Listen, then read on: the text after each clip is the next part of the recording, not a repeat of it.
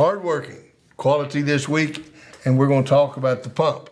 Again, it's a story that I'm going to read. All three of these are great stories. Several years ago, Bernard Haygood and Jimmy Glenn were driving in the South Alabama foothills on a hot August day. They were thirsty, so Bernard pulled behind an old abandoned farmhouse with a water pump in the yard. He hopped out of the car, ran over to the pump, grabbed the handle, and started pumping. After a moment or two of pumping, Bernard pointed to an old bucket and suggested to Jimmy that he get the bucket and dip some water out of a nearby stream in order to prime the pump.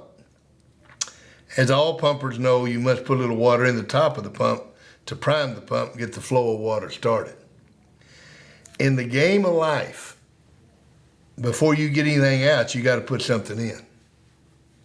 Unfortunately, there are many people who stand in front of the stove of life and say, "Stove, give me some heat, and then I'll put some wood in you." Teacher, give me a good grade, and then I'll do the work. It doesn't happen that way. Life doesn't work that way. Just like the pump, you got to put something into life before you can expect to get anything out of it. Now, if you'll just transfer this knowledge to the rest of your life, you solve many of your problems. The farmer must plant the seed in the spring or summer before he reaps the harvest in the fall. He also puts in a lot of work before the crop reaches the harvest stage. The student puts in hundreds of hours of work before he acquires the knowledge and the graduation certificate. The secretary today, who's the office manager tomorrow, puts a considerable amount of extra effort into her job.